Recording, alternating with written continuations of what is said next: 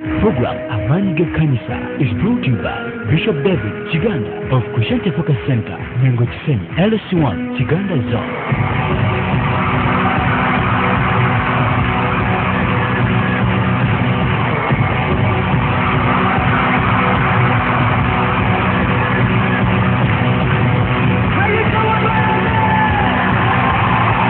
Where else could you be? Now you have it. The voice of choice. Keep it locked on 93 Kingdom FM. It's Saniki Desinayo. Man does not live on bread alone, but on every word that comes from the mouth of God. So, get ready for a life-transforming message today by the anointed servant of God, Bishop David Livingstone Kiganda. Faith okukkiriza doesn't see Peter with all his muscles. tegutunuulira Peetero n'ebinywa bye mifumbi. No way. Tekukola kutyo. A woman penetrated the vein. Omukazi yabeesonsekamu. Now listen to this. Kati wuliriza kino. The woman had an issue of blood. Omukazi ono yalina ekikulukuto ky'omusaayi. The Bible did not say a drop of blood, Bayibuli tegambye nti ekitonnyo ky'omusaayi, but issue, naye kikulukuto, a running thing. ekintu ekikulukuta. Which one could tell when this woman goes up or come down? Ng'osobola okutegerera waayise nogaa kati ayambuse kati akkiridde. You could tell that she has gone this side. Ng'osobola okumanya nti kati alabika akutte eno. You could tell she has gone down to buy bread. Era ng'osobola ogaa kati atazze sayidi eno. Now imagine her coming amidst the crowd. Kati fumitiriza ng'ayingirira ekibiina. And she had to penetrate the crowd, Alina okukiwaguza not minding nga tafuddeeyo on whose shoes ku ngatto zaani is gonna turn red, zagenda okumyusa, on whose foot ku kigere kyani she gonna paint red, kyagenda okusiiga langi emyufu, but penetrating naye nga yawaguza finally ku ntikko ya byonna touch the air n'akwata ku lukugiro and said, n'agamba, this is what I wanted. kino kye nabadde njagala, This was my God. yabadde ggoolo yange, The rest is for God. ebisigadde kaakati bya I Katonda. have done my part. Nze nkoze ekitundu ekyange, May the Almighty do his part. Katonda omuyinza byonna akola ebisigadde. The power of your faith. Amaanyi ag'okukkiriza kwo. Jesus looked at the woman finally Yesu n'atunuulira omukyala ono ku nkomerera byonna, and said, woman, n'agamba, mukazi gwe, your faith. okukkiriza kwo. Yes, I do have faith as well. Weewaawo nze Yesu nina okukkiriza, My father has faith. ne taata alina okukkiriza, But today, naye olwaleero it is your faith. kubadde kukwo okukkiriza, It's your faith. kubadde kukkiriza kwo. Today, Olwaleero it's not mine. si kwange, Today, olwaleero it's yours. kubadde kukwo. Somebody say, my faith. Yogera nti okukkiriza kwange. Somebody say it louder. My faith.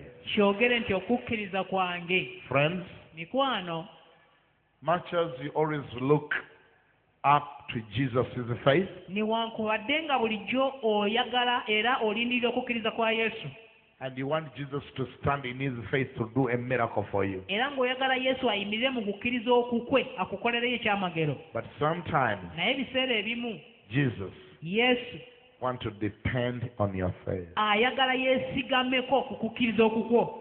Your faith is as well important Okukkiriza okukwo nakwo kukulu as Jesus' faith. nga n'okwa Yesu bwe kuli okukulu. When do you act in your faith? Okolera ddi mu kukkiriza okukwo? When? Ddi. Sometimes you need to act in your faith. Ebiseera ebimu weetaaga ebintu obikolere mu kukkiriza okukwo. Now listen to this as I conclude. Wuliriza kino nga mmaliriza. Faith Okukkiriza is like a magnet. kufaanana nga magnet oba akuuma akasiko akakwata ebyuma. Are we together? Tuli wamu? Faith is like a magnet. Okukkiriza kulinga magnet. When you bring a magnet Singa oleeta magnet to an iron, n'ogisembereza ekyuma kyonna, it will attract that iron object. egenda kwerippa oba okusika ekintu ekyo eky'ekyuma. In God, Mu Katonda there is faith. mulimu okukkiriza. Whenever we bring our faith close to God is the faith, Buli lwe tusembeza okukkiriza kwaffe n'okukkiriza kwa Katonda, God is the faith attracts our faith. okukkiriza kwa katonda kusika okukkiriza kwaffe And it sticks. era ne tuweekwata ku ye. Normally that's the beginning of a miracle. Emirundi mingi eyo yeba entandikwa y'ekyamagero. Praise the name of the Lord. Erinnya lya Mukama lyebazibwe. The power of your faith Amaanyi ag'okukkiriza kwo will cause what you want to see.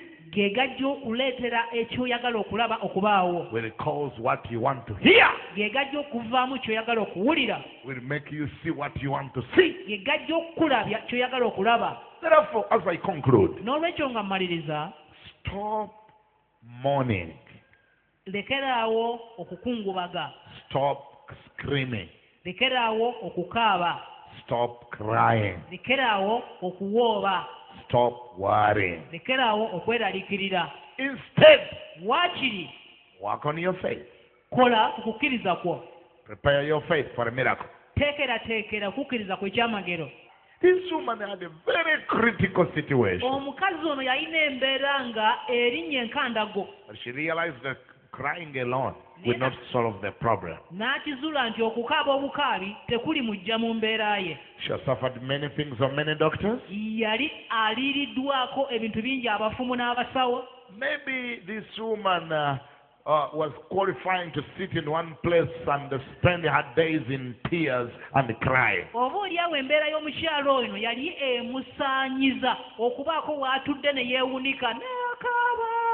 But she said Naye yagamba and realized era yazuula that crying would not solve her problem. nti okukaaba tekusobola kuggyawo mbeera ye. But acting in faith, Naye okukolera mu kukkiriza, speaking in faith, okwogerera mu kukkiriza, moving in faith, okutambulira mu kukkiriza, doing in faith, okukolera mu kukkiriza, determining in faith, okumalirira mu kukkiriza, aiming in faith, okuluubirira mu kukkiriza, will solve her problem once and for all. kwe kwali okw'okuggyawo ekizibu kye omulundi gumu ate kireme kudda. May you always do something that has never been done by anyone. Bambi Katonda akuyamba okukolayo ekintu ekitakolwangako muntu mulala yenna. Come on, somebody shout hallelujah! Bamba hallelujah. Get your entire copy, DVD, VCD, and an audio CD from the Focus Media Department, located in Manguchisenyi. Your life will not remain the same.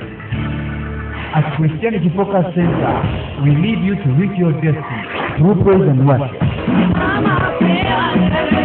Deliverance. Oh, great message from Bishop David Kiganda. Amaanyi agaleetera omuntu okuyimba ng'ali mu kkomera ge maanyi agawanula Katonda mu ggulu n'ayingira wakati mu kizibu kyo. Come and fellowship with us every Sunday from 8 a.m. to 10 a.m.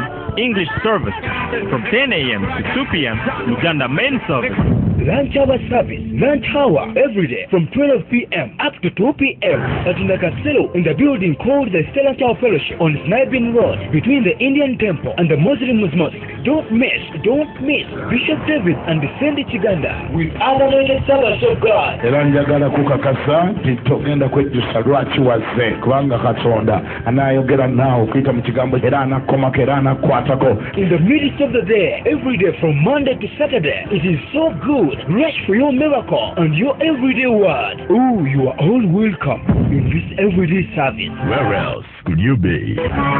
Now you have it. The voice of choice. Keep it locked on 93 Kingdom FM. It's Sonic Designayo.